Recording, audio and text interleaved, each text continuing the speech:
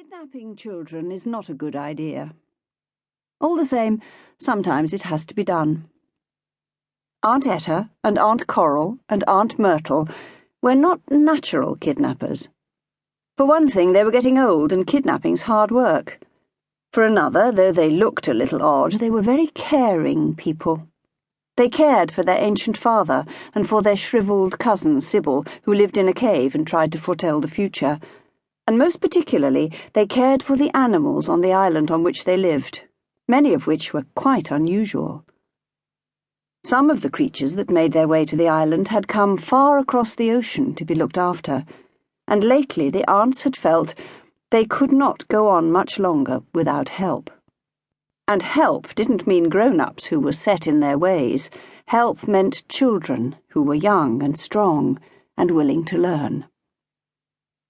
So, on a cool, blustery day in April, the three aunts gathered round the kitchen table and decided to go ahead. Some children had to be found, and they had to be brought to the island, and kidnapping seemed the only sensible way to do it. "That way, we can choose the ones that are suitable," said Aunt Etta. She was the eldest, a tall, bony woman who did 50 press-ups before breakfast and had a small but not at all unpleasant moustache on her upper lip. The others looked out of the window at the soft green turf, the sparkling sea, and sighed, thinking of what had to be done. The sleeping powders, the drugged hamburgers, the bags and sacks and cello cases they would need to carry the children away in.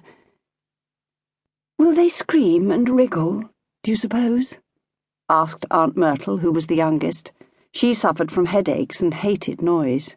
"No, of course not. They'll be unconscious," said Aunt Etta, "flat out. I don't like it any more than you do," she went on, "but you saw the programme on TV last week." The others nodded. When they first came to the island, they hadn't had any electricity, but after his 100th birthday, their father's toes had started to turn blue because not enough blood got to his feet, and they had ordered a generator so that he could have an electric blanket. After that, they thought they might as well have an electric kettle, and then a TV.